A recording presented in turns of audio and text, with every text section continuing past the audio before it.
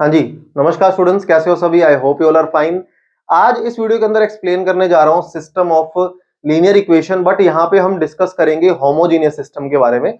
और last video के अंदर हमने डिस्कस किया था नॉन होमोजीनियस सिस्टम को, या आप कह सकते हो लीनियर इक्वेशन को मैट्रिक्स मेथड में किस तरीके से अंडरस्टैंड किया जाता है। होमोजीनियस सिस्टम क्या होता है, किस तरीके से उसके चार्ट को फॉलो करना है हमने, उन सब चीजों के बारे में डिस्कशन करते हैं। तो वेलकम टू गेट स्मैशर्स, मेरा नाम है अंकित अरोड़ा। बिना किसी देरी के स्टार्ट करते हैं। सबसे पहली बात, होमोजीनियस सिस्टम और नॉन होमोजीनियस में डिफरेंस यहां पे क्या निकल के आ रहा है कि जो मेरे पास लीनियर सिस्टम दे रखा होगा इस तरीके से, चाहे अब वो 3x3 का सिस्टम हो या 2x2 का सिस्टम हो, जितने भी कांस्टेंट्स की बात की जाएगी वो जीरो होंगे। या हमने वहां पे बात की थी कि जो नॉन होमोजीनियस सिस्टम है कुछ इस तरीके से लिखा जाता है और होमोजीनियस सिस्टम कुछ इस तरीके से लिखा जाता है, क्योंकि सामने वाली मैट्रिक्स पूरी की पूरी नल मैट्रिक्स हो रही है या कांस्टेंट सारे के सारे नल शो कर रहे हैं।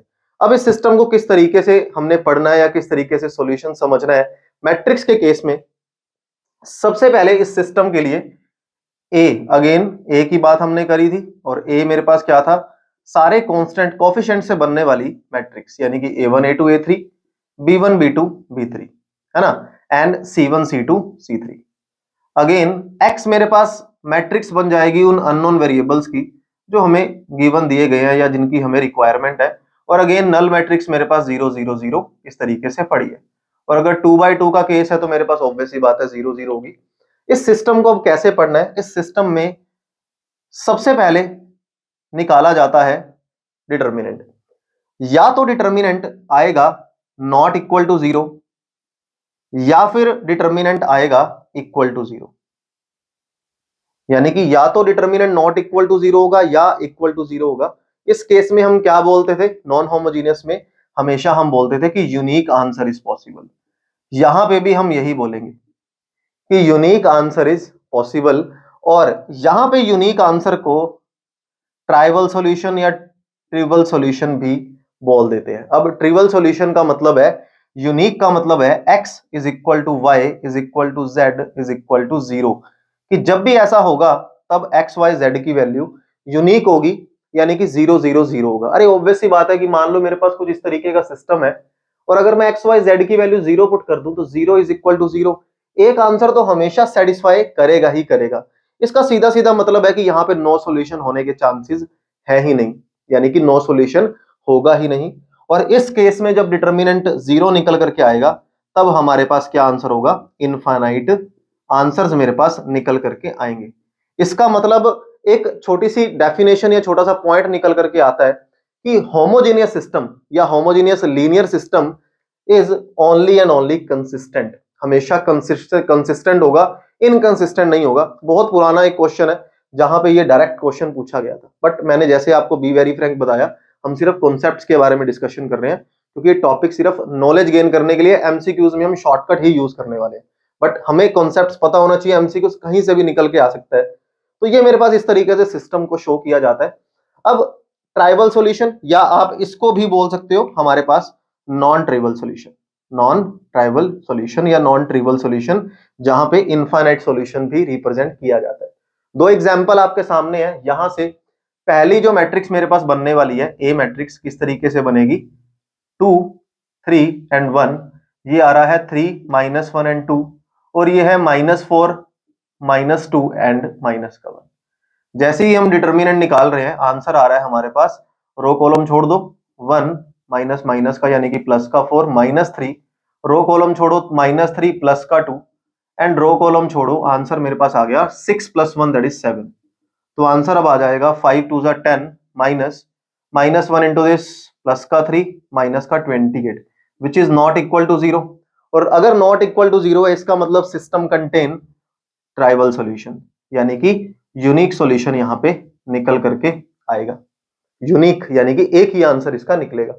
ऐसे ही दूसरा सिस्टम है जहां पे एक इस तरीके से लिखी जा रही है, 1 1 -1 1 -2 1 3 6 एंड माइनस का 5।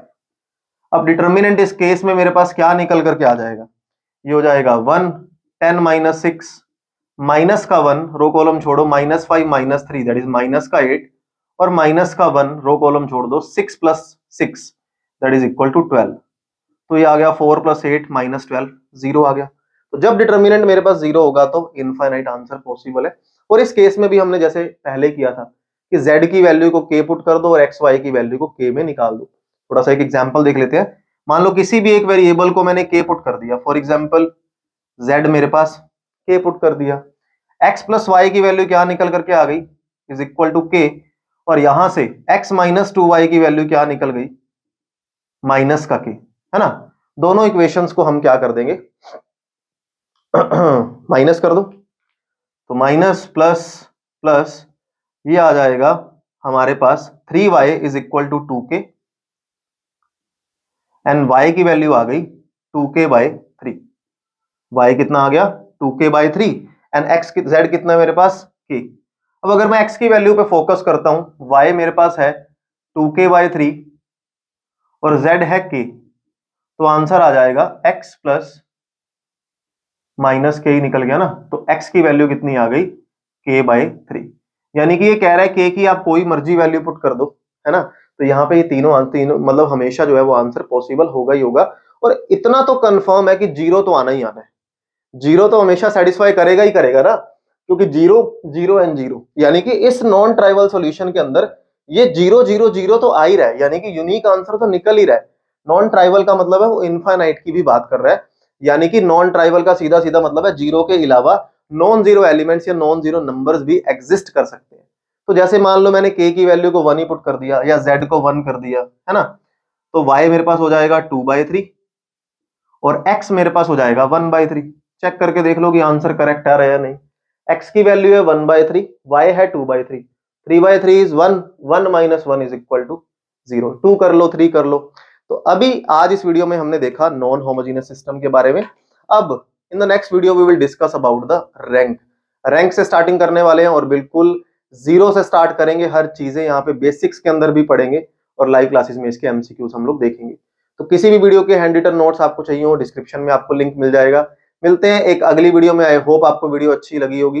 वीडियो अच्छी लगी तो वीडियो को लाइक और शेयर जरूर करेंगे। मिलते हैं एक अगली वीडियो के अंदर, सेम टाइम सेम जगह अगले दिन। Have a good day to all of you. Bye bye bye.